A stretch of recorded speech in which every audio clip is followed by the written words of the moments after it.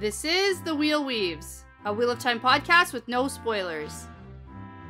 Hey everyone, I'm your host Dani, and I'm the first-time reader going through this series chapter by chapter. As always, there's no spoilers past the chapter we're covering, and that means it's totally safe for first-time readers. I'm joined by my co-host Brett, who's a longtime fan, and he's guiding me through this journey. We'd like to acknowledge and thank our executive producers, Brandy and Aaron Kirkwood, Andre the Man in White, Chad Welsh, Sean McGuire, Rikky Morrisette, Yanis, Albert Lorenzo, and Eddie Costello. We'd also like to welcome Ch.12 and Lance Barden to the Wheel Weaves Patreon team. Thank you so much for your generosity and your support. We really appreciate it. In this episode, we're talking about chapters 11 and 12 of Lord of Chaos. Yeah, so chapter 11, we have Lessons and Teachers, and chapter 12 is Questions and Answers. Same. Got same like thing. a duality thing going on here. It's pretty nice. I would say that it's the same. It's the same. It's the same chapter titles twice in a row. It's the same chapter titles twice. You know what? And it's kind of interesting because these chapters, we get the aftermath of the BFD of my favorite chapter of the book. Like, right. Pretty crazy. Right. And it has been a hot minute. while. It has been a while since we've recorded because... The show. Because, we had our backlog of episodes. We took a pause to record sort of the first 3 episodes and our reactions, which are now out on YouTube and on our podcast, The Wheel Weaves Watches. Yes. And here we are. We're back. Yeah, absolutely. I'm happy to be back to it finally. Mm-hmm. I'm glad we didn't stop right before that event happened, and I'm glad that we're right back to it now. So yeah, I had to really pay attention when I was doing my notes and listening to the chapters because I kind of forgot. Okay, completely what had happened here. I get that. So let's get into this then. Okay. So for my fun fact, I basically have to start off by apologizing because I've made a grave mistake. It happens every once in a while. Yikes. Yeah, I know, right? Geez, I'm kind of, embarrassed about it, but I have to. You should be. I have to go ahead. Get yourself together. And I got called out pretty hard. It's fair. You did? Yeah. Did I see it? It was on our Patreon. Yeah. Oh, yes. Okay. You did see it. Yeah, I know what you're talking about. And I had to do like a double take. You made a mistake. Oh, I did. I had to do like a double take. It was like a what? Because it never registered in my brain. Or it did, and I've completely forgotten about it since then. Okay. So here it is. We did the fun fact a few episodes ago about the most common chapter symbols. Yes. And I had mentioned that the 4th most popular chapter symbol was the Avendosora leaf because there's 15 occurrences. However, there are 2 different Avendosora images. Idiot. Oh, I can't believe it. So there's an image that's different in the first book that's different from the rest of the ones we've seen so far. Okay. So in the Eye of the World, the depiction is the group of leaves, which includes a vine on either side. Yes. And then the one that's used in books 2 to 6 so far from what we've seen is a different image where there's 3 Avendosora leaves grouped together. No vine. No vine. No vine. So there we go. To vine or not to vine. Oh, nice. And they say that you're holding a glass of vine. Yeah. There you go. That's a bad. That was great. Here we go. So anyways, that changes things. So it puts in 7 occurrences in the Eye of the World for the initial image and 8 occurrences with the other one. So that means that all the images get bumped. So here we go. We got to do a redo of the most popular ones. So that means that the wolf image gets bumped from 5th place to 4th place. Whoa. With 14 occurrences. Oh my goodness. And then we've got a tie for 5th place now. This is like when someone gets caught doping. Exactly. In the Olympics. And like somebody else gets the medal. And they're like, yeah. I knew I deserved this.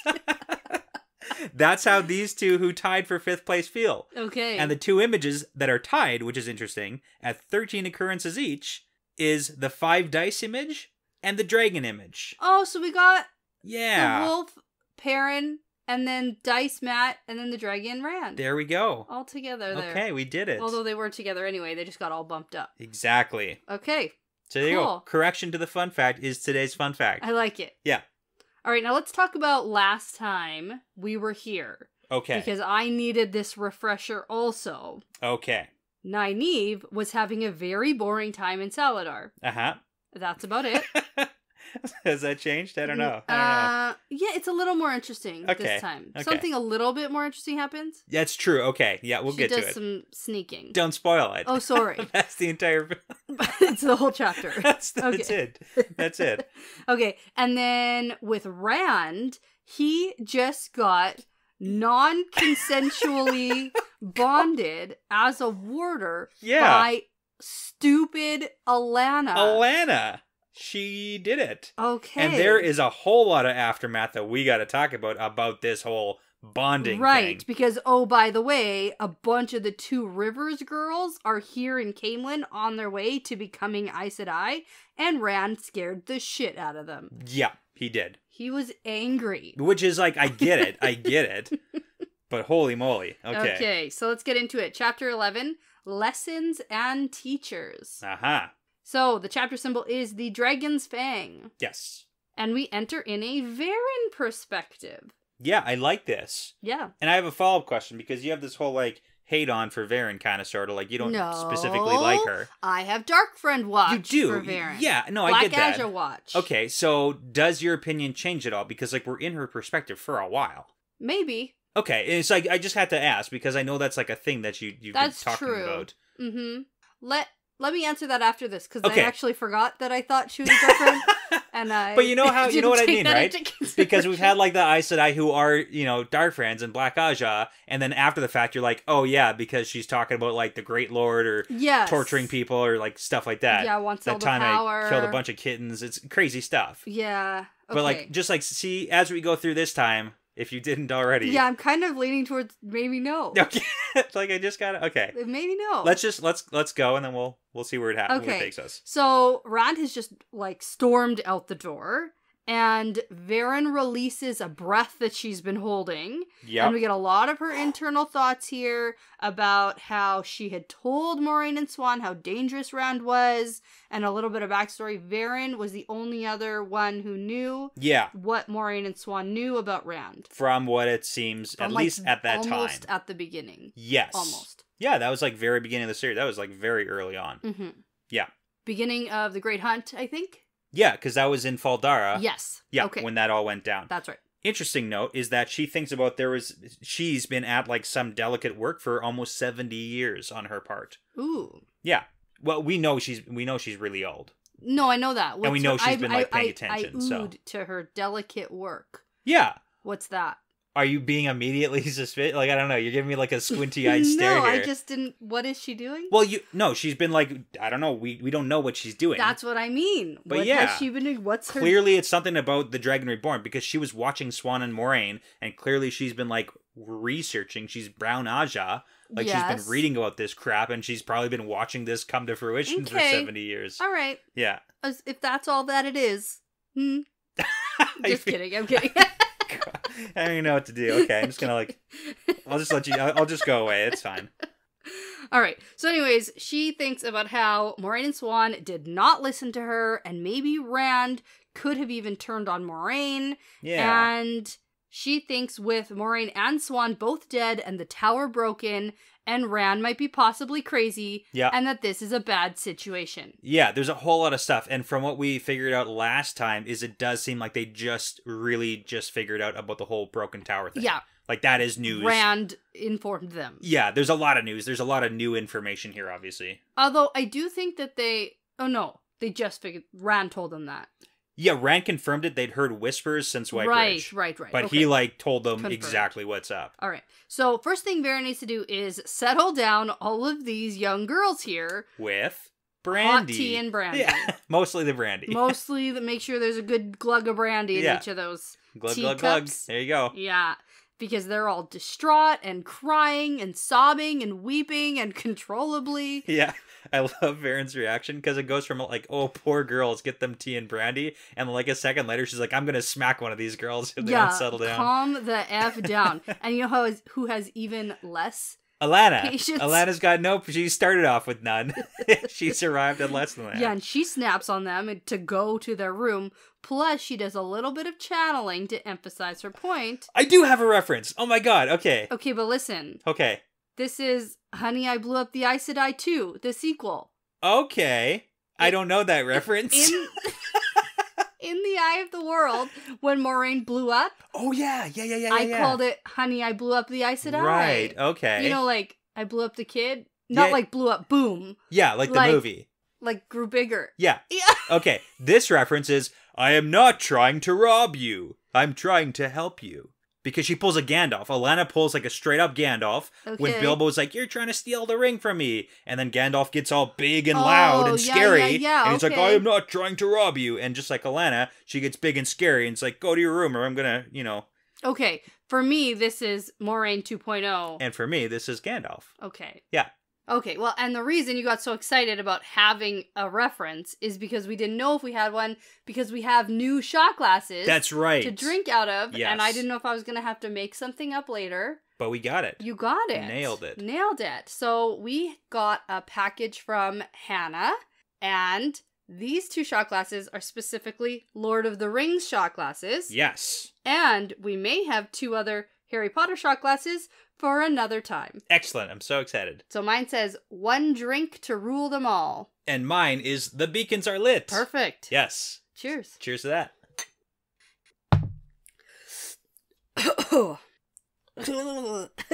Okay, pop quiz. When the beacons were lit, who was calling for aid?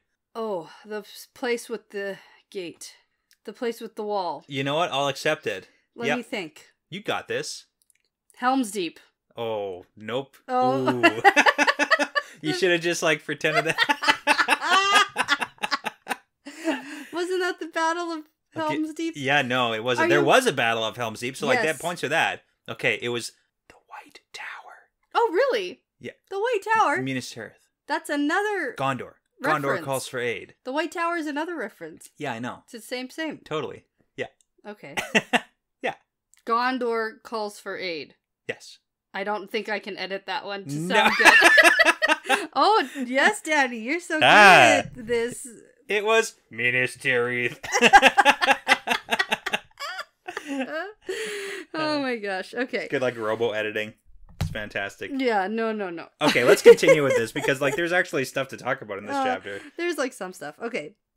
Anyway, I like that there's a mention of the way she makes herself bigger, and it's illusion. It is. So she's not actually bigger. Yeah. Which is interesting. Yeah. Because way back when... I asked you. And I said she actually got bigger. Yeah. Because she steps over the wall. Just an illusion, though. Yeah, but then how does she get through? Went through the gate. Wasn't it, like, mostly closed? Yeah, not all the way closed. She's, like, a very short woman. She could, like, sneak through there real quick. No, okay. Plus, she's magic, so, like, there's that, too. Okay. Anyways, like, she didn't actually grow bigger. All right. So Okay. That's what we call a long game wrong prediction. A very long game. I've been waiting a long time for that. I know. Oh. Yeah, and the issue is I knew at the time I couldn't confirm this for years. Yeah. But anyways, that's okay. Here we are. Yeah. Okay. We made it. Now, the girls go scrambling off to their rooms, and Varen motions to Thomas, her warder, to help the innkeeper. And, you know, it's funny because we have Thomas and Ivan in the same, like, sentence again. Yeah, with the H got moved from Thomas to Ivan. Again. Yeah. Another reference to that. There you go. Anyway, so he's like, I don't really want to do this mundane work. Yes. And then he does anyway. And then Varen sees Ivan watching Alana with a very cautious eye. Yeah. Because he has been concerned about her since her other warder died in the Two Rivers. This is very important. Yeah? Why? Well, we kind of get some confirmation about what's going on. About why she was crying? Yeah. Well, yes. Yeah. She's sad about her warder, but also we get she's very distraught about the possibility of the White Tower being broken. Yes, but since her warder died, Varen has noticed that she is all over the place. Okay. Emotionally not doing great at all. I'm just trying to get some points because I'm wrong. I just want you to understand that there is definitely a deeper magical connection with the warder bond. Like, it's not just they've been together for a long time and she's sad. Because I was like, how is Rand going to get out of this one? Maybe Alana has to die. But then you brought up, well, how's that going to affect Rand? Yeah. And we also get more confirmation about how the warders are affected, too, from, like, an Aes Sedai dying. We get a little more information on that this chapter. Okay, can you point that out? I will when we get there. I'll point it out for you. Okay, so Alana is showing no interest in helping clean up this mess. Yeah. And she's standing in the middle of the common room looking at nothing, and Varen thinks how it looks like Alana is ready to explode. Yeah, so this is interesting because to anybody else watching, Alana's just kind of like taking in everything. Yeah. But to Varen, it's like she is zoned out in her own head, like about to go crazy. All right. More so crazy. they shuffle off to a private dining room, and Alana immediately starts complaining about the audacity of Rand to detain them and restrict them. Yep. And I was like, and the audacity of this bitch Yeah, seriously, right? to bond Rand without consent. Well, crazy stuff too, because we get that like she was feeling contentment about bonding him. Like, yeah, she totally thinks she did exactly what she was supposed to do in this situation. Sure. She's got nothing. She's not feeling bad at all. And Varen watches Alana quietly and thinks about how it took her 10 years to get over her warder's death. Yep. And to bond another. Yeah, that's Thomas. Yeah. And how Alana's emotions have been really raw, been all over the place. And then we also get the little tidbit about how she thinks that finding all of those girls in the Two Rivers was like striking gold. Yes. Old blood. It's strong. And we don't want to scare them all off. That's true. We got some trivia here. Ooh. Yeah, we actually got some trivia here and a correction, but in the book, you pointed out that Alana was spelled incorrectly. Yes. 2 times. Manla or something, right? Just Manna. Manna. Manna. So Alana was changed to Manna twice on this page. Yes. In our editions. And I was so confused. I was like, who is this now? Yeah, it's like, who is this? Or is this like a fun little nickname that Varen has for Alana? Because like, I could kind of see that. Is this the innkeeper? Like, I had no idea what was going on. Yeah, and I had to do a double take on that too, because it's like, what is going on? Brett, why is it Manna? Who is this? What did I miss? It's like, I'm pretty sure that's supposed to be Alana. There's just like, there's nobody else introduced here. Yeah. So anyways, I did a little digging to figure out why it's Manna in the books and if this was like a typo, and it does seem to be a typo. It seems to be an error that appears, but it did not appear in the hardcover edition of the book. It only appeared in the paperback. That's not the soft cover. Yeah. The I paperback. mean, it is a soft cover. It is a soft cover. But anyways, it appears that it was an error made during the transcription to the paperback edition. Okay. So like a very specific error that is very few people are actually going to see that one. Oh. But we have both those copies. We have those copies from a used bookstore. Exactly. So cool. there you go. Yeah. You know, I love these old books. Yeah, it's good. There's also a correction where it's like the confusing sentence about Varen getting over the death of her warder. They corrected the sentence a little bit for clarity. Okay. Not as fun as the Manna thing. Not as fun. Yeah. You're right. All right. So now Varen asks Alana, what do you think about these rebels? Do you think that Rand is right? Yeah. So they still don't know the entire story. Yeah. And then we get that Alana really, really hates the idea of it being true. And then Varen digs a little bit more because the reason they found out about this was because there was a secret Green Aja agent who put out an emergency signal. Yes. And then there's that whole like... It was the same with like the Nynaeve thing it's and the same Rhonda thing. McGuire. Yeah, and it was the same message. It was close. Oh, I thought it was the same. Yeah, it was like almost identical. Everyone return to the tower. Yeah, so we don't get an exact translation of what the message was. That's why I said it was the same. It's not exactly the same. We can't know for sure. Okay, all we know is very yeah. All is forgiven. So which was a that little was bit of part a of the different. message. It was a little bit different. Yeah. Okay, and now the big question is, where are the rebels, and what do they do about it? Yes. So now Varen gets the big questions here. Yeah. Oh, hold on. Varen drops a big piece of information. Big piece. So she says to Alana, hey, Swan Sanche was part of finding young Althor in the first place. Right? So, like, that's a pretty big thing for her to say. Only a simpleton would believe that role played no part in bringing her down. So, think what Elida's view of Rand must be. She was red. So it's like she's painting a picture to Alana, be like, hey, Rand and the Red Aja, that's bad. Yeah. Because my question to you after this is like, what is Varen's intentions? Because she thinks to herself like, hey, I know what I want to happen, and Alana's just going to have to go along with it. That's true. Yeah.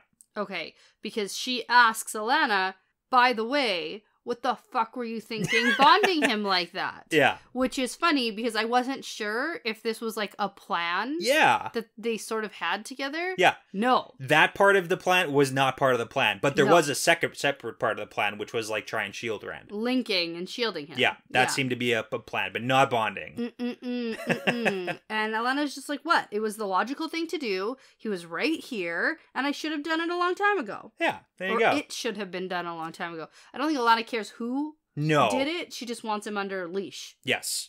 And so Alana says that all 3 boys should have been bonded at first chance.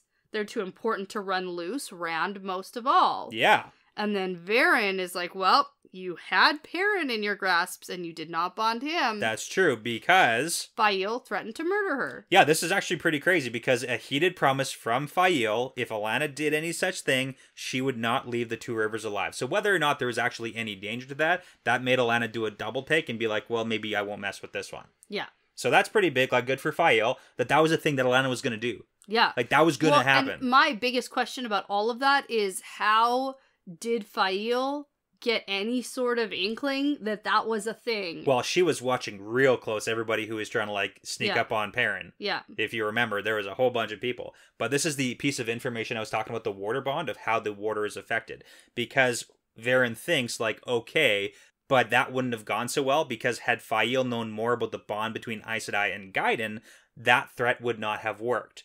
So if Alanna did bond Perrin, and then Fael murdered Alanna the Aes Sedai to Perrin, right? Then that threat wouldn't go so well, because Perrin, as the warder, when the Aes Sedai dies, they're driven basically to madness to go and die. Okay, I didn't get that confirmation. Okay, I'm telling you, that's confirmation. It's a magical bond.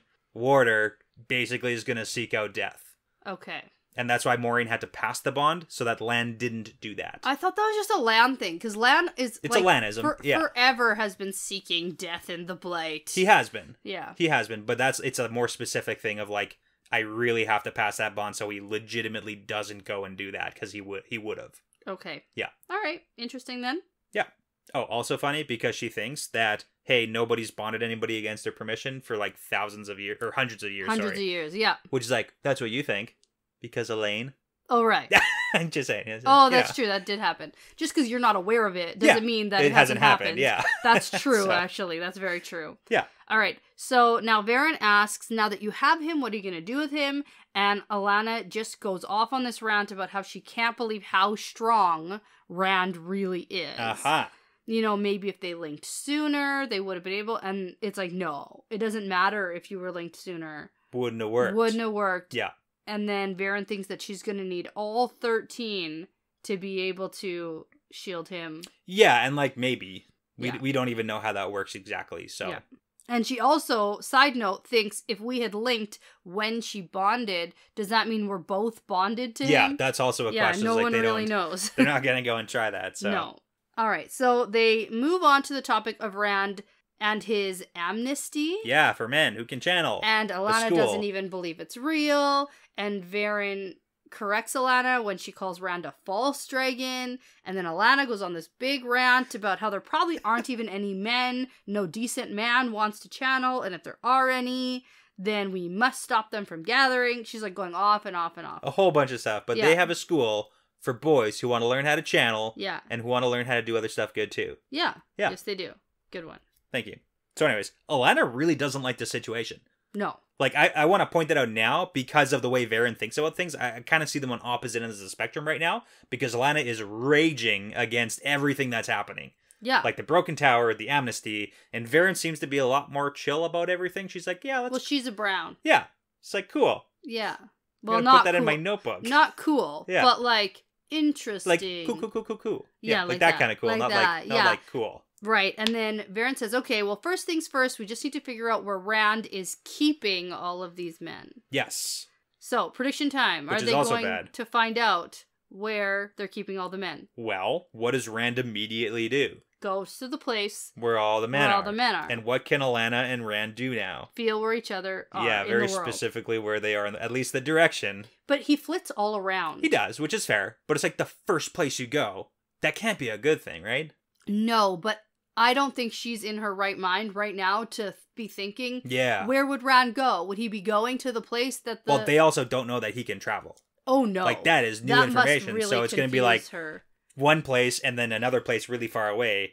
She'll be like, what's happening? Yeah. Okay. I can't wait. A lot of interesting things. You know what? Good. You know what is also really interesting? What? Actually, I'm gonna say it in the next perspective when we get to Rand. You sure? Yeah. Okay. So Varen launches into her plan now because there's a lot of questions on her mind. You know, how Moiraine died, where the rebels are, what should her and Alana do, what should their stance be on these rebels, should they try to deliver Rand to Elaida or the rebels, should one of them try to take Moraine's place beside Rand? Be Moiraine 2.0. Yeah.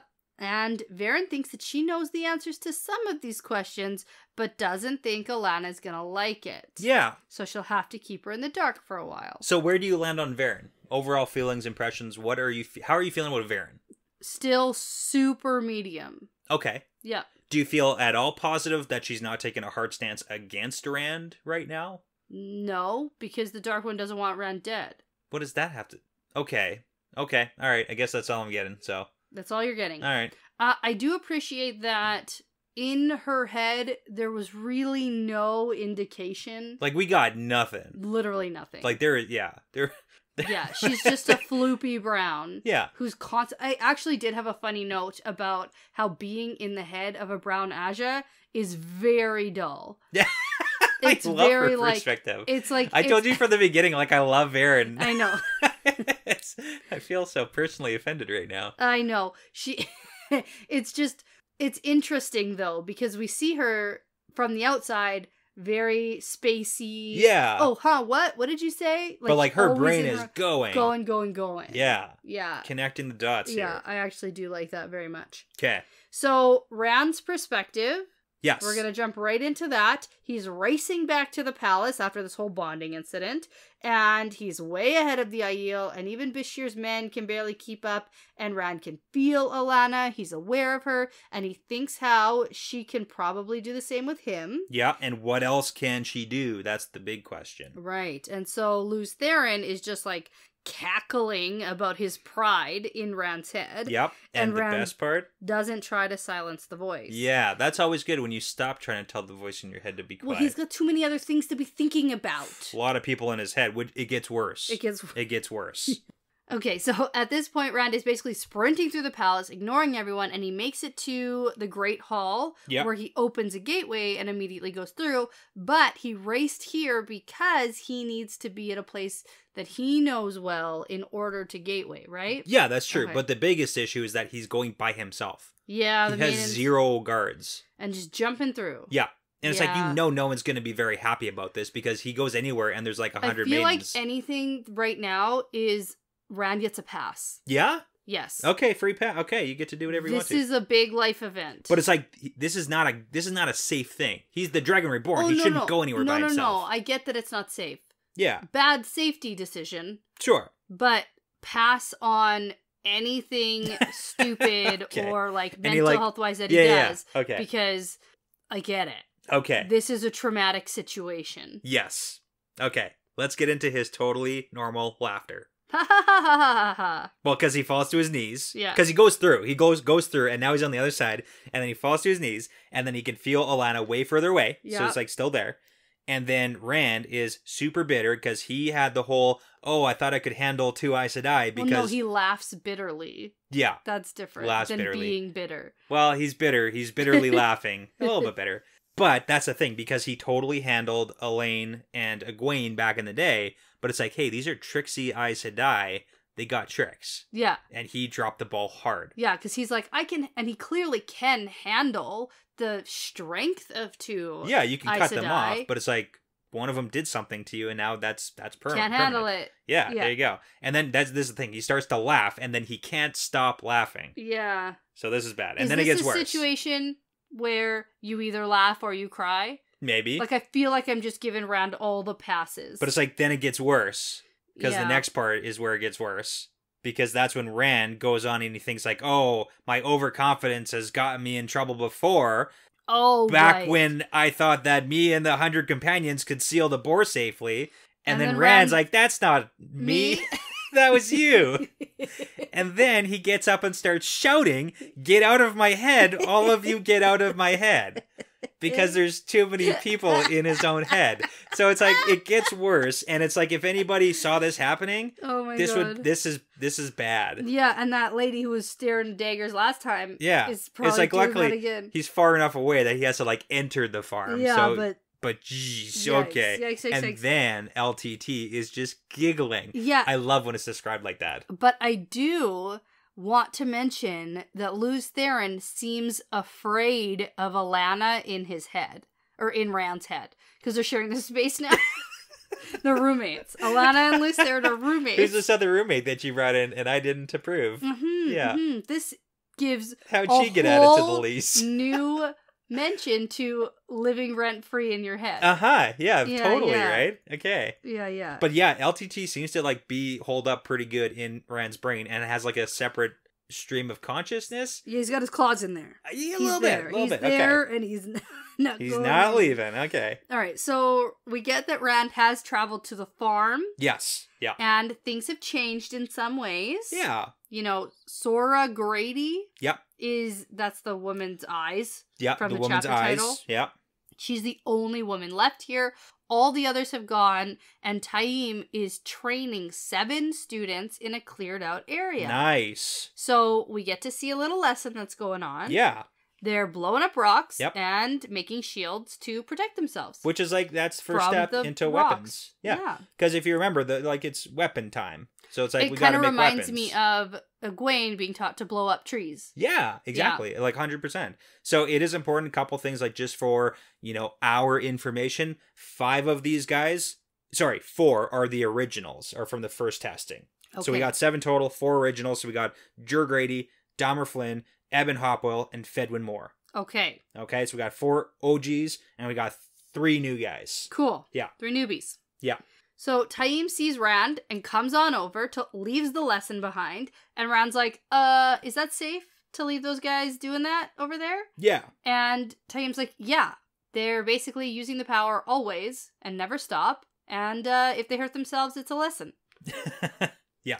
Good teacher. Yeah. I mean, hey, they gotta learn. This is, I love the dynamic between Taim and Rand in this chapter. Like, it kind of sets the stage for how they're interacting with each other, at least right now. Because originally, Taim kind of like started off complaining about this whole teaching thing, but it seems like it's actually going okay. He's like okay with it. He's like, look, I got a plan. He has a teaching, a lesson plan? Lesson plan. Lesson plan, right? That's the words you use? Yeah, he's got more than lesson plan. He's got a unit plan. He's got a whole year plan too. He's like, long term. Where do you see yourself in 5 years? Teaching these guys. Yeah. Matching the White Tower. Beating the White Tower. Right? Okay, here we go. Okay. So it's interesting, at this point, Rand and Taim have a little bit of this, like, power struggle. A little bit with the shield thing? With the shield thing. Yeah. Because Taim makes a shield to protect himself and Rand. From flying rocks. From flying rocks, and he shields Rand too, which is like, that's nice. Yeah. That's very nice. And Rand's like, I can do it myself. And he makes his own, he pushes the shield away, and then Taim, like, knows what's going on, and he just, like, smiles. He's like, fine. Yeah. So it's kind of funny. Anyway, so Taim says, well, you said to push them. I make them do everything with the power. And if they don't learn, then they just don't eat. Yeah. Well, they eat cold. They eat cold, yeah. So it's like literally even every chore is even done with the power. So the way to teach them, like, you do it fast as possible is you do everything with it. Yeah. Yeah. I like to kind of do the throwback, too, to Age of Legends. That's the thing that we got from, like, Age of Legends people, is they did everything with the one power. Right. Here, it's kind of frowned upon. Like, novices and accepted. They're not allowed to do their chores with the power, and they sort of sneakily do it once in a while. But well, it's like the whole danger aspect. It's like, once you know how to do it, then maybe you should. Yeah, and these people don't know how to do it. No, they don't. But, I mean, if you want to learn fast, that's how you go. That's how you go. But there still aren't too many here. Yes. And so Rand ignores Taim's answer and is like, well, where's Haslin? Yeah. This is the guy who is the Master of the Sword. Was for the Queen's Guard. But he's like the new one. Before Ravine came along. Yeah. So he was with Morghese. Yep. Got his pension and got pushed out. Uh-huh. And then started drinking. Game of Thrones guy. Game of Thrones Barrister? Bannister? Barrister. The old guy. Something who went like over that? to Dany's side. Yes. Yeah. Old guy. Queen's Guard. Got pushed out. Went over, found new allegiance. Except that guy It's not exactly the same, but it's like that guy.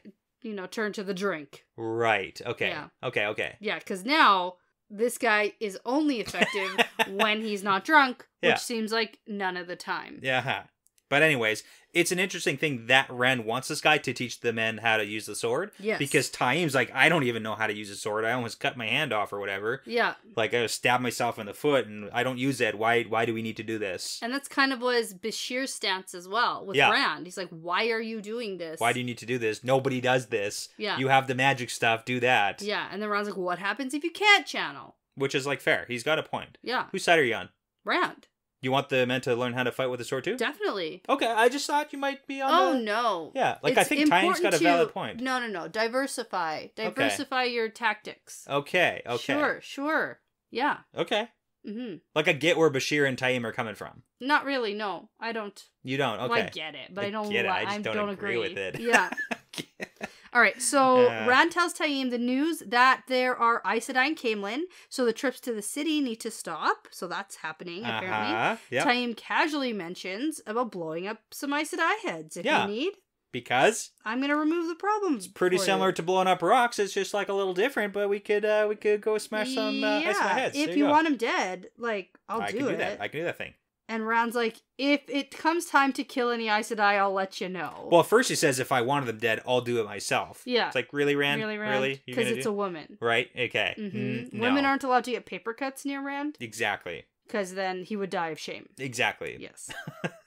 Now, he definitely doesn't want any incidents at all, because he does not want Aes Sedai turning against him at this point. Yes. Yeah. And then he holds Taim personally responsible if anything does happen, because Taim's kind of doing a little bit of pushback. Well, he implies that the Aes Sedai are already against him. Which he's not wrong. Yeah. Like, look what just happened. You just got bonded. Yeah. Well, that doesn't mean she's against him, though. Alana's unsure of her stance on Rand, and just Seems like pretty wants negative. to know where he is. Seems like her stance is like, I want to control you. He's an important guy, and the Aes Sedai need to know where he is. I'm doing this for your own good. Well, they think that they're better than everyone. So there's that. I have a question. Mm-hmm.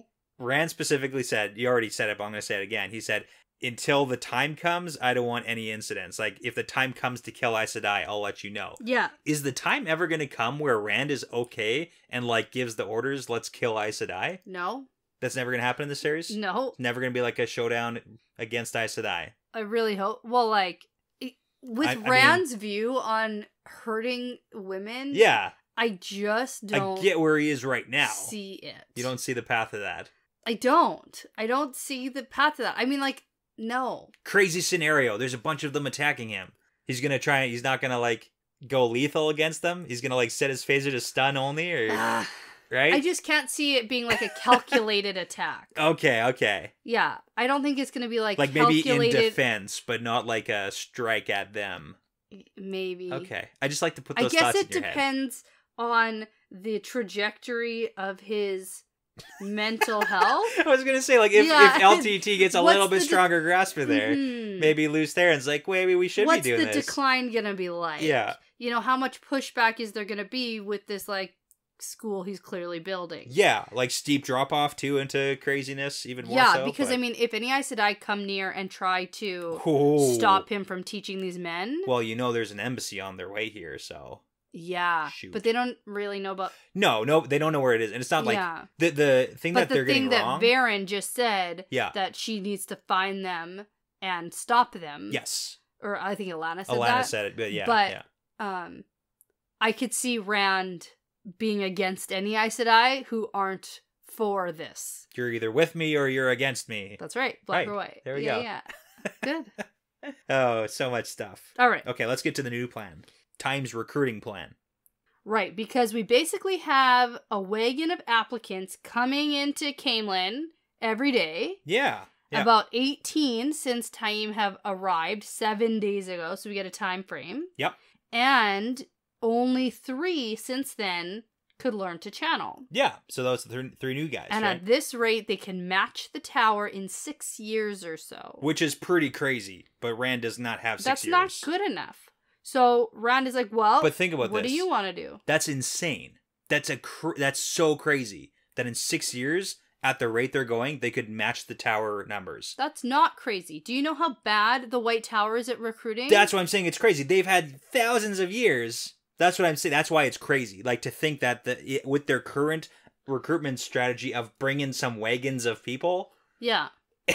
In 6 years. And test all the people who show up. There you go. And test them. It's like that's literally like the bare bones, and you're going to match the tower in 6 years. That, in my mind, that's like, oh my God. Oh, no. The Aes Sedai have dropped the ball so hard. Well, we already know that.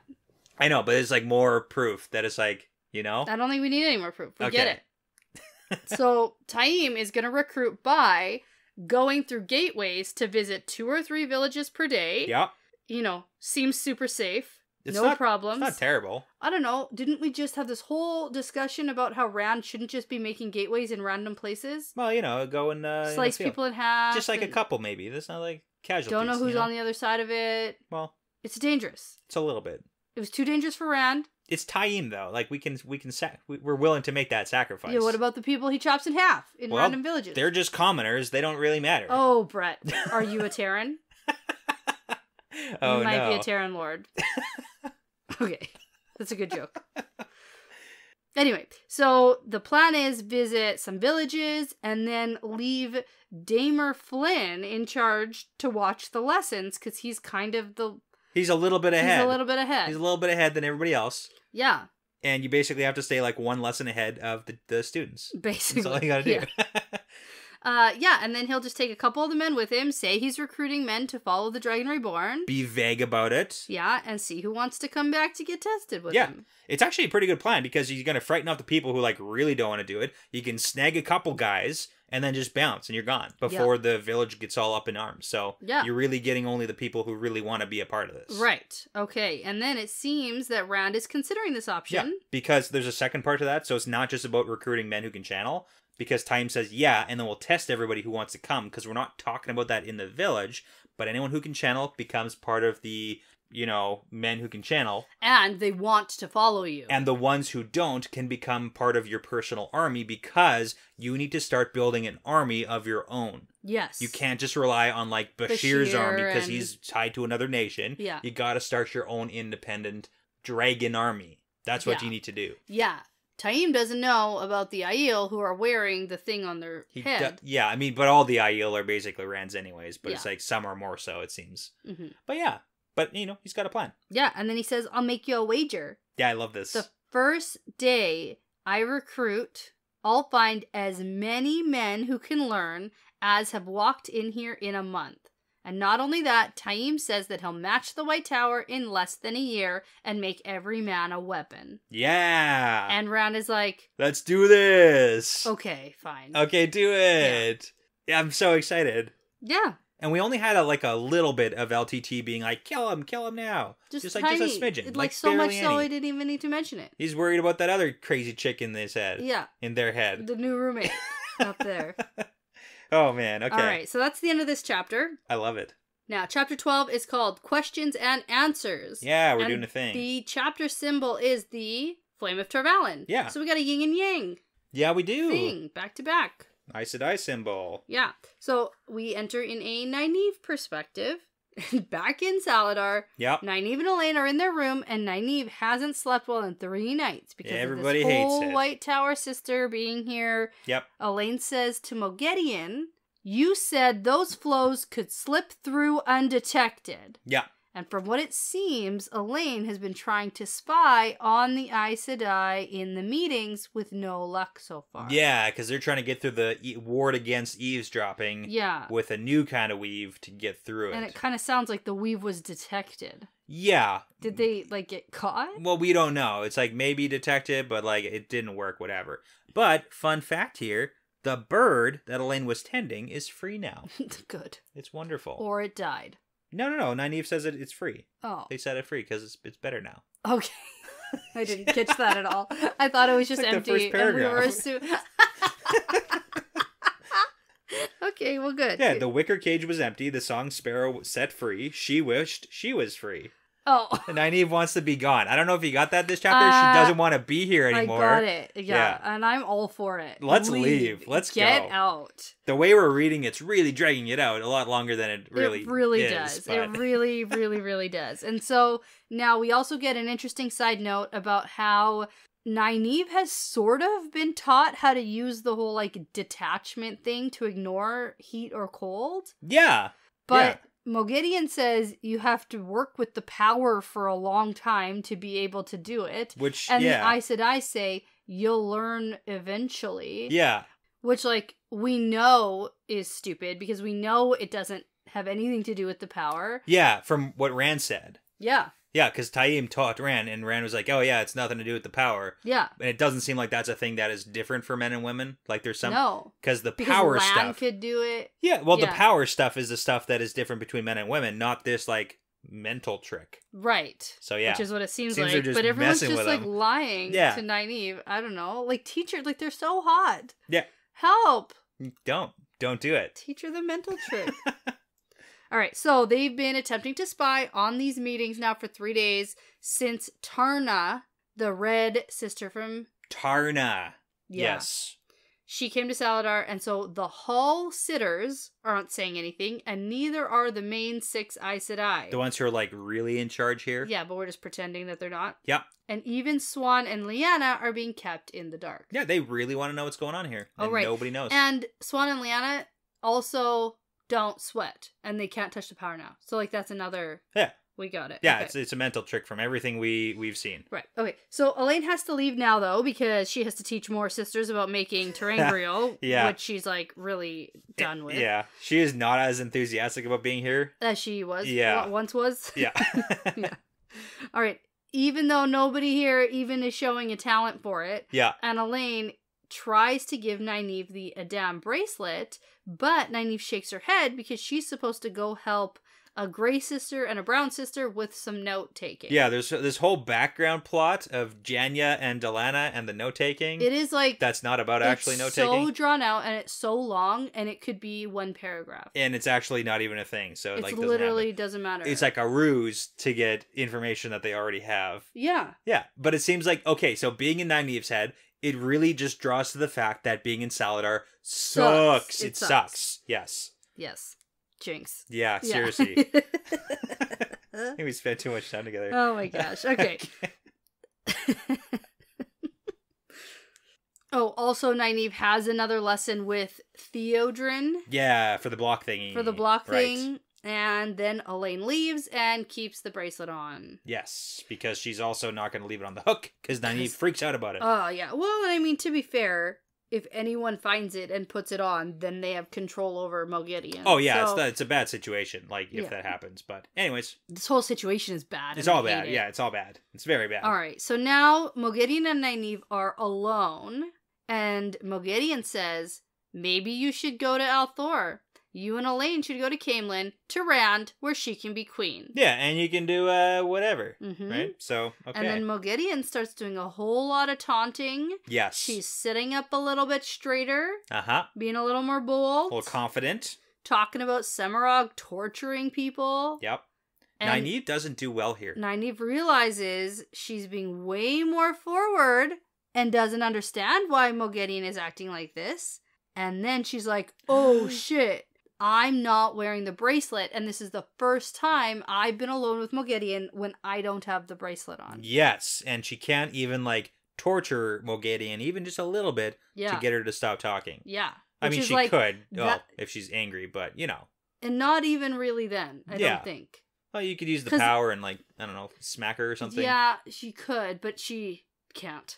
Yeah, it's all, like, it's a very weird situation. Yeah, alright, so then Moghedien ends... by asking Nynaeve, how much time do you really have here before things go bad? Yep. And Nynaeve is just doing a terrible job of holding herself together. And I gotta say, like, some of what Moghedien's saying here is making sense. Yeah. It's making sense to me. Sure. Because, like, sooner or later, someone's gonna find out something about someone. Like, this can't go on forever. And then what? And then what happens? What's the frickin' plan, guys? That's what I've been saying. Yeah. And Moghedien's even like, bring me with you. I can be a prisoner in Caemlyn. We should leave. We should all leave. Yeah. This is going to go bad for all of us. Because I'll also get murdered. Like, I don't want... is like this, like, self-preservationist. Yeah, she doesn't want to get, like, captured by the Aes Sedai. No. She's like, let's go somewhere else. Yeah.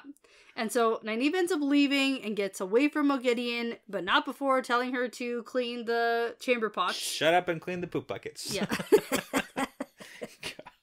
And she thinks about what just happened, and she knows that she and Elaine have been way too open with what they've been saying and doing around Moghedien. a little too comfortable. They have said so much stuff just right around her. And for them to even consider that Moghedien was like, I think they described it as like being cowed, like being put in her place and acting like she... Guys. No, it's the Forsaken. Like, no. If anything, I'd say Asmodean was a little bit more like cowed. Yes. Right? Yeah, he was like cool with... He was just like, all right, I guess this is where I live now. Yeah. Yeah. Are you going to kill me? Can I live here? Yeah. Can I be your right-hand man? Cool. Okay. All right. See, I'll help. I'll sing songs. Yeah. No. But no, like you have her captured with a magical leash. Yeah. Worse. Yeah. It's all so bad. Yeah. Oh, man. And at least it feels like Rand formed some level of bond with Asmodean. Something. They talked all the time. Yeah. Like, they talked. They Yes. talked and talked and talked. And there's, like, at least something there. And, like, a back and forth. But here, it's, like, 0%, and then Nynaeve, like, smacking Moghedien every other second. And clean the toilets. Yeah. Like, there was none of that. Asmodean just got to, like, play the whatever he played. Okay, I also know that a chamber pot is not a toilet. In case anybody wants to write that in a comment, I know that. It's a... Yeah. I know it's that. It's a toilet if you... It's a poop bucket under your bed. I know. Okay.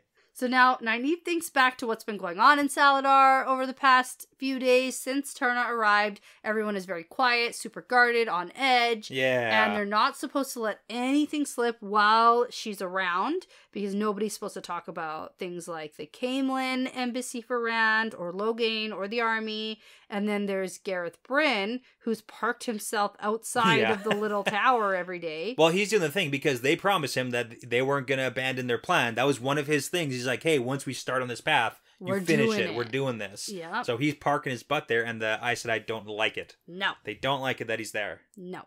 Plus, it's too late to hide the army because Tarna saw everybody when she came in here. That's true. Yeah. All right, so Nynaeve overhears some conversation of the regular people. Yep. Just a bunch of rumors that are all stupid. It's so funny. Yeah. White Cloak Army on the other side of the river, waiting for word from Elaida to attack. Like, what the fuck? No? No? Well, that's definitely wrong. And then, no, Elaida's dead, and the Red Sister has come to bring Sheriam to be the new Amyrlin. No. Also sounds wrong. And then the one guy's like, I think Elaida's great. Yeah, I love like her. Elaida. She's the best. Get out of here, guy. He's being that guy. He's like, shut up, man. Why are you here? But it leads to an interesting question. How did Elaida figure out about Saladar so early on? Because Tarna literally had to have left so early. Spies. All right, so then Nynaeve heads off to find Brigida. Oh, you know what? She found out early on, we know, because she had the note when Nynaeve was trying to remember Saladar. Yeah. She was trying to remember that note. That was early on. Yeah. In the Fires of Heaven. Like, early on. Yeah. So, yeah. But, like, she how? knows. But, like, who? Someone who and sent how? it to her. Spies. Exactly. Who? Who's the spy? Name the spy. I don't know their names. Or multiple spies. I would have to remember the names of anybody, and I don't. Okay, fair enough. Okay. So, anyway, yeah, Nynaeve heads off to find Brigida. Yep. And finds her watching over the children here in Saladar. That's her role right now. Yeah, it is. And now, one of the other refugees who was on the boat with them. Yeah, right? So Nicola was the one who can channel. Yeah. And then one was Merrigan, Moghedien. And then the other one is the one who can't channel, who's basically become Brigida 2.0. Yeah. Brigida Light. Arena. Yeah, Arena. Yeah. So she has taken a very strong liking to Brigida. BFFs, yep. She wants to be Brigida, dressing like her, acting like her. Yep. Hair like her. And there's like a little bit of jelliness coming through with Nynaeve. Not jelliness, I think. I don't know what it is, but this woman really did like Nynaeve, and they had a connection, and then this woman didn't like finding out that Nynaeve wasn't a full Aes Sedai. She's like lying about it, so it was kind of weird. Yeah. Yeah. Maybe it's jealousy, but it's more like, you don't like me and you like Brigida more. Yeah. Yeah. It's like a kind of like a weird dynamic, but... Yeah. So Nynaeve wants to talk to Brigida because she wants to get out of here. She wants Brigida to get them horses. Yes. That's part of it. But the reason, because she realizes that, hey, the two boys that Moghedien basically, like, kidnapped... Yes. And were orphans, and they didn't talk.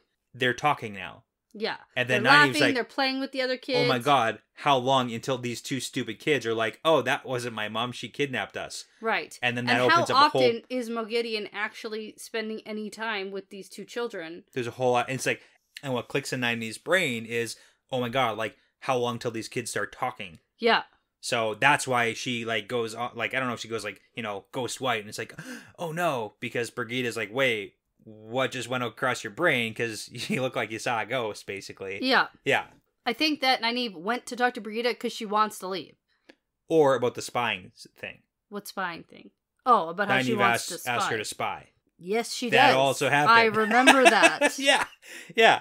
Because she's like, hey, can we get horses? How long is it going to take to get horses? And then Brigida kind of goes into this whole bit about, it's like, I don't know, a day or two. And then go into conversation about, like, oh, we can leave Uno behind and we can leave Tom and Julian behind. And if they're not they don't back make yet. it back. And she's like, let's just go. We got to get out of here, man. Yeah. Yeah. I didn't realize that was because of the children. It was one of the things that kind of, like, clicked in her brain. Like, oh my god, we have to leave. Yeah. Are they going to have to bring the children too? Nah, screw the children. Just go. They're not... They're happy here. Yeah, not bringing them with your fake orphan, kidnapped, forsaken mom. Like... Oh man. No. Okay. Yeah. All right. Sorry, well, that's like the first part of this, and then it leads into the second part, which is why Nynaeve. It sounds like that's why she's found panicking. Brigida. She's panicking. She's running through like 82 plans because Brigida's like, "Whoa, pump the brakes here. Let's not just like up and leave everybody." Yeah, she's like, if we're going, we should bring the Cheyenne Orange soldiers because like that's a good army to have. Yeah, especially in the countryside with all the bandits. Thank God. And also. Uno is totally into you. Bila, yeah, it's like, yeah. Yeah, Brigida's into Uno. Very well set up man. Yes. And then he's like, what the fuck? No? Have you seen that mug, that face? It's great. Okay, let's get to the spying part. Okay, because we need to know what Tarna is telling the Hall, right? Yes, that's what it's about? That's the spying part. There we go. That's the spying part? Yep. Okay. And then Nynaeve's like, hey, maybe, well, we tried to spy with the power, but maybe they're so caught up in blocking the power stuff, maybe someone can go and put their ear against the door. And Brigida's like, nope, not doing it, no way. Oh, right. I spied on Aes Sedai back in the day, and I ain't doing it ever again, no. Okay. You can wait for the news like the rest of us. Yeah. Not happening. Yes. So yeah. That's the spying things. All right. And then a woman comes up to interrupt Nynaeve and Brigida, and it's Nicola. Yeah. Who also is not a fan of Nynaeve since finding out she lied about being an Aes Sedai. Exactly. And now Nicola's going to become one, and she knows the dynamic. Oh my goodness. It's like lying about being a full Aes Sedai has consequences. Ah, who would have thought it? If it isn't the consequences of my own actions. Oh. So yes. Relevant. It's so relevant all the time. All the time. Okay. All right. So Nicola's here and she's like, oh, you better hurry up because Janya and Delana. The note taker. Yeah. They really want you and they wanted you 15 minutes ago. Yeah. They said you better be here. Get your butt over here or your butt's going to be... And I just like sauntered over here, took my time to let you know. Yeah. Okay, also we gotta make a side note here because we gotta like prop up Nicola a little bit here. She is really powerful, and had it not been for the Wonder Girls, we're gonna nickname them because that's like Elaine and Egwene and Nynaeve. Okay, you've never said that before. No, that's like a phrase that we're gonna introduce because that's like a fan. I feel like that thing. Needed more of a build up or of an introduction rather Wonder than just Girls. Throwing it into a random. No. It's just like it's like a fun little phrase. Okay, anyways, like besides those ones that are like uber powerful, Wonder Women. Yeah, Wonder Women. Okay, that's all. Yeah, they are not little girls. I didn't say they're little girls. Nah. I'm gonna call the boys the Wonder Boys. Don't. Please don't. Please Nope. don't call anybody that. Coining that. That wasn't a phrase, but it is now. The Wonder Boys. Anyways, but if it weren't for those three being like uber mega powerful, Nicola would be super powerful and like talk of the town. All right. Yeah. So like Nicola's no weak Aes Sedai in the making. Okay. She can be strong. All right. Okay. Yep. We like Nicola. Sure. Yeah. I don't really like how mean she's being to Nynaeve. It's kind of funny, and Nynaeve totally deserves it. Nynaeve's a huge butthole. I know. Giant butthole all the time. I just have had such a shift. Like, Nynaeve really went up a lot of points. Sure. Since the last book for me. Yeah, I get that. And, yeah, I love Nynaeve, but she's a mega butthole sometimes. Like, come on. I know. All right. So anyways, Nynaeve's like, okay, Brigida, we're going to talk about this later. Don't do anything yet, because I haven't even talked to Elaine about this plan. Turns out my plan is not formulated. It's not a plan. It's a no plan. And Brigida gives her the thumbs up, like, she's okay, I'm not going to do anything. You think she's going to go do things? No, I don't. Oh. Brigida thinks this plan is stupid. I think that she agrees that they need to leave. Sure, but not like abandoning all of our shit. She's like, I'll go talk to Udo about this. Yeah, we'll like prepare. We're not just like up and leaving everybody and all of our stuff. Yeah. So. All right, so we get to the house where Janya. And Delana. So Janya is the brown good cop. Okay. Good cop, bad cop. Delana is the gray bad cop. Okay. And I'm going to summarize this very quickly. Okay. If that works for you. Get like 6 pages of in like 2 points. Okay, seriously. Go. Yeah. Now, Nynaeve apologizes for being late, and they don't care. Yep, because not about notes. They offer her tea and a seat, which she takes tentatively. There's a lot of honey in the tea. There's no note-taking supplies. Nope. And they're like, what do you know about Randall Thor? Yeah. And Nynaeve is like, I've told you everything. And they say, tell us more. So she tells them the same thing she's already told them. And then this goes on all morning. And then she leaves. Wow, that was a pretty good summary. Mm-hmm. Did you get everything important? Yeah, I think so. Good. Okay, let's move on. And moving on. Moving on. It's kind of fun. It's a funny back and forth. I mean, yeah, it was fine to read. I thought more was going to happen. Yeah. And it's stuff that Nynaeve has talked about already a bunch of times. And, like, props to her for not divulging more and more and more. But she does think, like, I've told them stuff that I do know that are true stories. Yeah. So. Yeah. And I think the biggest thing is they're just concerned because she grew up with Rand that she's going to be tempted to be on his side and not the Aes Sedai side. Yes, which is also totally true and accurate. Yes. Because she's absolutely on Rand's side, not the Aes Sedai side. Yeah. All right. So now Nynaeve heads off because she has her meeting. Yeah. Her lesson to, undo her block somehow, which is just like a mystery to me. Yeah.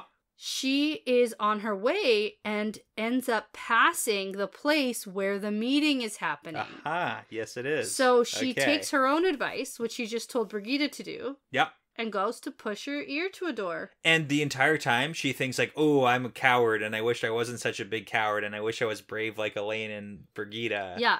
So she literally walks into like the backyard of this house where everything's happening. Checks a couple windows, and it's like, this one. And then listens in. And it works. Yeah, because she walks past the ward. And you know what? I totally believe it, because the Aes Sedai absolutely don't think anyone has the gall to even try this. It doesn't even cross their mind that someone would just walk up. I think because when she walks through, she notes to us that she doesn't feel anything different. Yeah. But I think that there is some sort of like silent alarm, maybe. Okay. If it's like crossed, maybe. I can also see they just keep talking. Like, they continue with their meeting. I can see the Aes Sedai being so arrogant that they don't think anybody would actually do this. Yeah. I can totally believe that. I am absolutely This entire time, I was like, she's getting caught. Yeah, and she, like, sort of does, but also, right now, it seems kind of okay. We'll see. I'm hesitant to say we'll that, see, but though. Okay. Because there's a little tidbit at the very end. There's two tidbits. Two tidbits. Theodrin, and then, we'll get there. And then the tidbit. Okay. Okay, so she finds a window, she's gone sneaking, she overhears this conversation. We gotta talk about this conversation. Yes. Tarna is saying, are you sure that's the message you wish me to carry back? Because it's a stupid message. You request more time to consider? Stall tactics. Yeah. Yeah, 3 days. We need more time. Yeah. And there's a bit of bickering back and forth about who's really in control of Saladar, because these 6 Aes Sedai are saying, that's what the Hall has decided. But it's like the 6 are the ones who are telling her. Please. Yeah, like, come on. Yeah. And then the Saladar sisters put their foot down and say, Elida will just have to wait for her answer. Ooh, and then Tarna leaves. Okay. So Nynaeve almost starts to creep away, but then hears Morel say, perhaps we should just send a message. Perhaps we should simply summon her. Yes. Okay.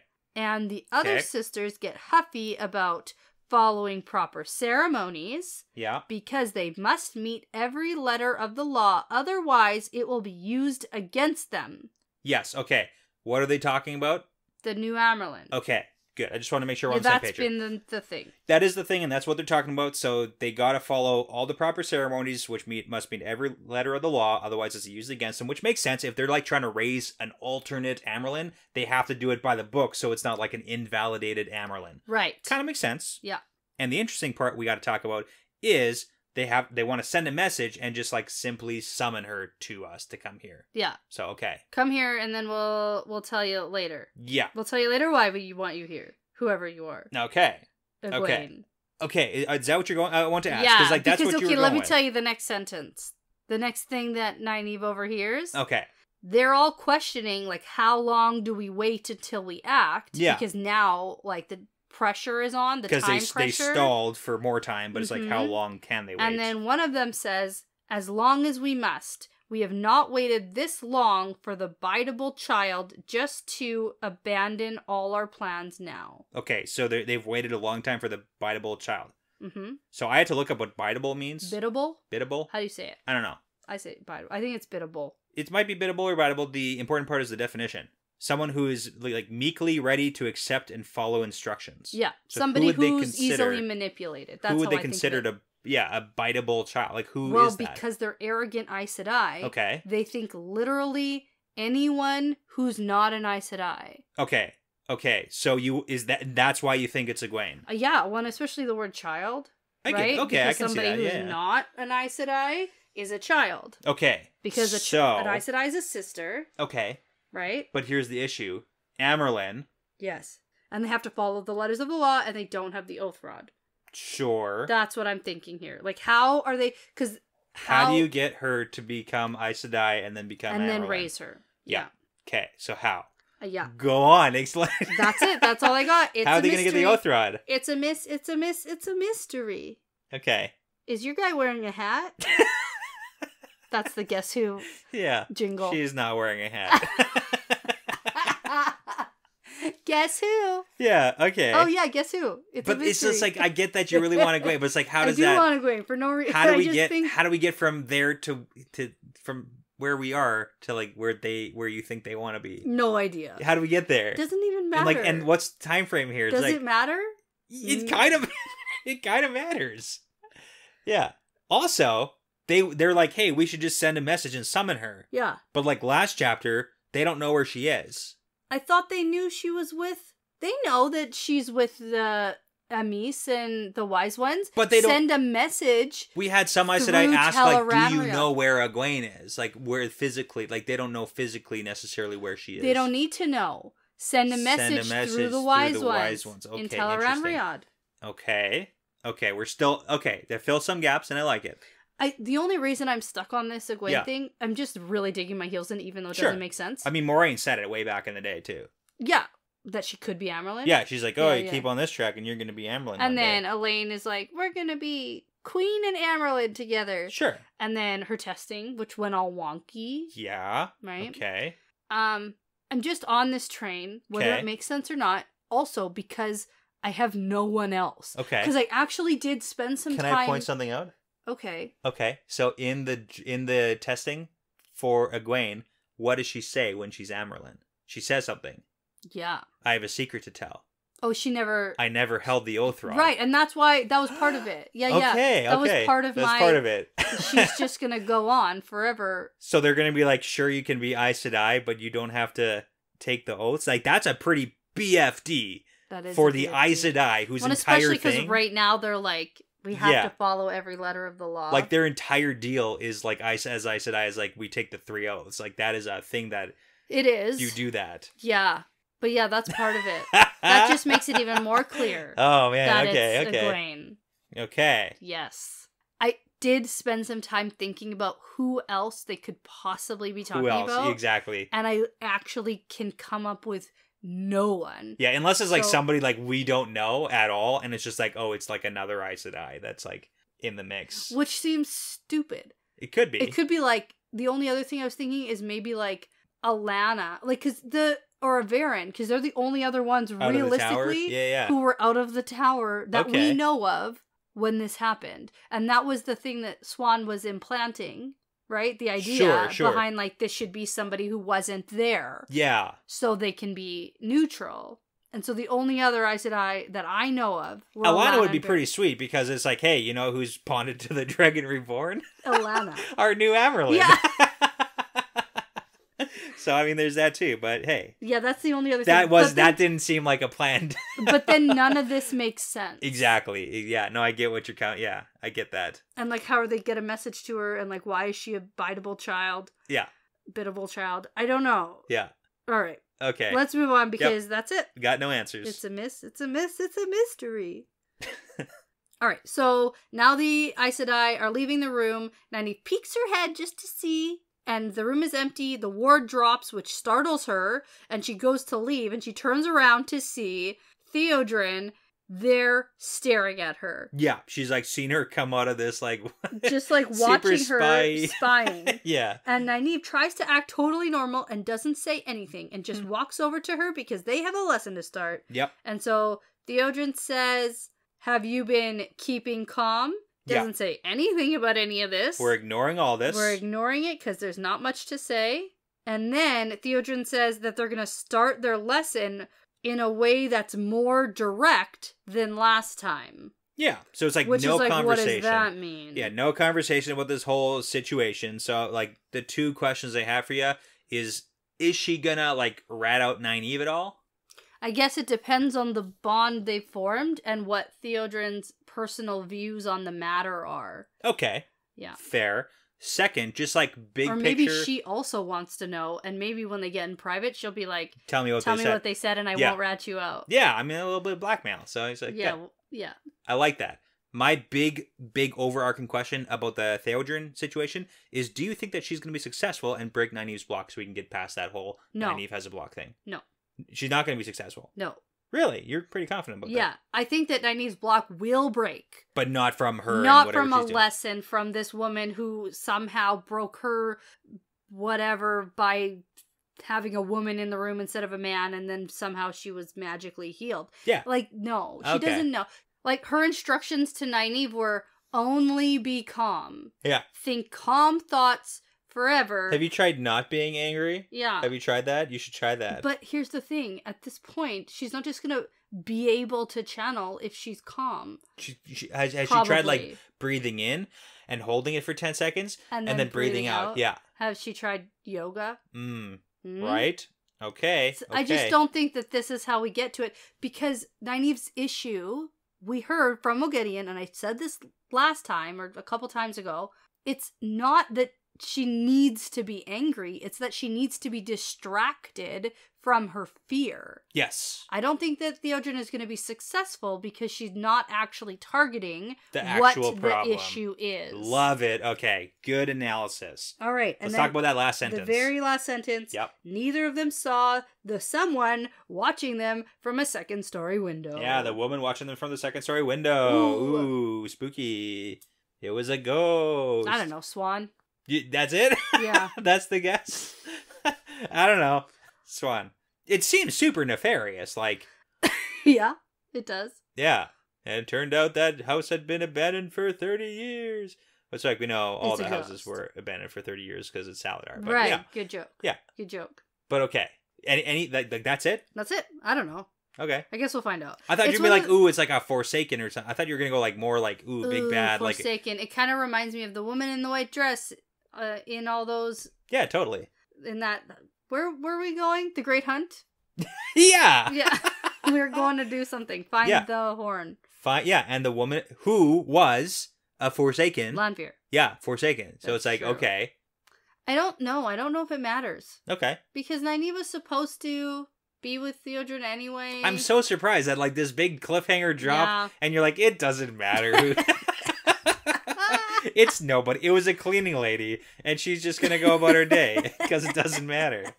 Whatever. Well, I guess it just depends on what like actually was seen and why it even matters. Yeah, it does. And it why does it depend. Even matters.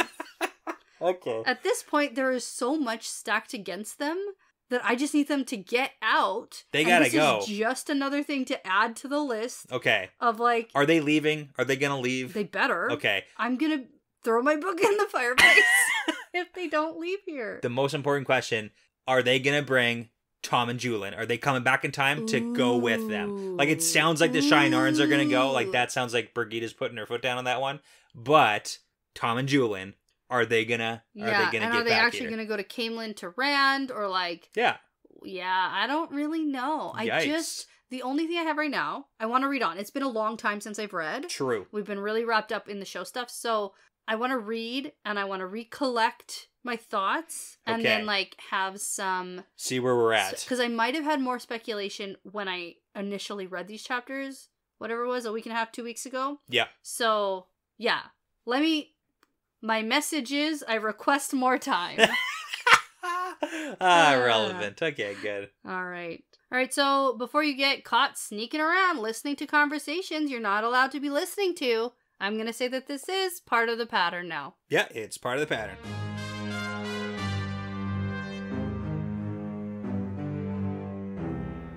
Well, that's all for now, folks. Thanks for sticking around to the end of the episode, and thanks for listening. The Wheel Weaves is hosted by Dani and Brett, produced by Dani and Brett, with Essen, Passion Socks, Mozyme, Moltude, Benjamin, Michelle O'Brien, Jamie Young, Cody Fouts, Megan Smiley, Jonathan Reese, and Kaz. With music by Audionautics.com. If you're interested in supporting us and the podcast, you can find us on our Patreon page at patreon.com/thewheelweavespodcast. For all things The Wheel Weaves, like how to get in touch with us, how to send us really cool shot glasses, our social media links, how to join our Discord, and for just some general information about the show and the hosts, you can head over to our website at thewheelweavespodcast.com. And as always, don't forget to tell a friend about us, to leave us that 5-star review, and to hit that subscribe button over on YouTube. We'd really, really appreciate that, and it does help a lot. Thanks again for listening. This really is part of the pattern now.